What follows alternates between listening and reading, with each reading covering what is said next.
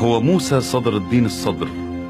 ولد في 4 من حزيران في العام 1928 في مدينة قم في إيران. تلقى دروسه الابتدائية والثانوية في مدارس قم، ومن ثم التحق بجامعة طهران، وانتسب إلى كلية الحقوق وكلية الاقتصاد، وتخرج منها في العام 1953. سيد بدعوة من الإمام سيد عبد الحسين شرف الدين بسنوات الخمسينات، دعاه إجا على لبنان وتعرف عليه وطلب منه إنه بعد وفاته يجي على لبنان يبقى محله. اهتم الإمام الصدر بالعمل الاجتماعي المؤسساتي، وبنى شبكة علاقات واسعة جدا مع مختلف الطوائف اللبنانية، فكان يخطب في الكنائس والأديرة ويلقي المحاضرات في المدارس والجامعات، مطلقا مواقف جريئة حتى ذاع صيته على الملأ وأصبح حديث الناس في كل مكان، إلى أن انتخب رئيسا للمجلس الإسلامي الشيعي الأعلى في العام 1969. أنا من أول ما بدأت بسعي لخدمة الناس ما كنت أنطلق من مصدر طائفي. أتذكر أنه أول ما بدأت في سور من نشاطاتي الدينية كانت علاقاتي جيدة مع الطوائف الأخرى، وكنت أسعى لخدمة الفقير المسيحي في سور كما كنت أعمل لخدمة الفقير المسلم. في شهر آذار من العام 1974 دعا الإمام الصدر إلى مهرجان شعبي حاشد في مدينة بعلبك، تلاه مهرجان ضخم في مدينة صور، حيث أطلق الصدر شعاره الشهير: حتى لا يبقى محروم أو منطقة محرومة في لبنان.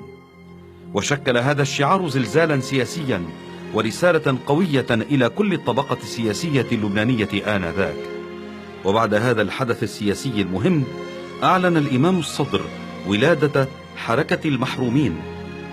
في خضم الحرب الأهلية اللبنانية التي اندلعت في العام 1975 بادر الإمام الصدر إلى بذل المساعي والجهود لوأد الفتنة وتهدئة الوضع، ودعا اللبنانيين لحفظ وطنهم وفي قلبه مكان للثورة الفلسطينية. واحتجاجا على استمرار الحرب الأهلية بدأ الإمام الصدر اعتصاما في مسجد العاملية في بيروت متعبدا صائما، وأنهاه بعد 5 أيام. توجه بعدها إلى قرى القاع ودير الأحمر في البقاع لفك الحصار عنها ووأد الفتنة الطائفية التي كانت تتهدد لبنان بأسره. في تلك الفترة أعلن الإمام الصدر ولادة أفواج المقاومة اللبنانية أمل، بعد أن كانت قد خاضت معارك عدة ضد العدو الصهيوني في جنوب لبنان وسقط لها العديد من الشهداء. الحركة تأخذ حجما شيعيا في الشكل، لكن في الواقع حركة هي حركة وطنية وحركة إنسانية. في خضم تلك الأحداث قام الإمام الصدر بجولة عربية في 25 من آب في العام 1978 على عدد من الرؤساء العرب إثر الاجتياح الإسرائيلي للبنان، فزار ليبيا على رأس وفد يضم الشيخ محمد يعقوب والصحفي عباس بدر الدين تلبية لدعوة رسمية. وهناك انقطع الاتصال بالإمام الصدر وفقد أثره، وأثار ذلك موجة غضب واستنكار سياسي وشعبي كبير، واتهم معمر القذافي مباشرة بتدبير جريمة الإخفاء.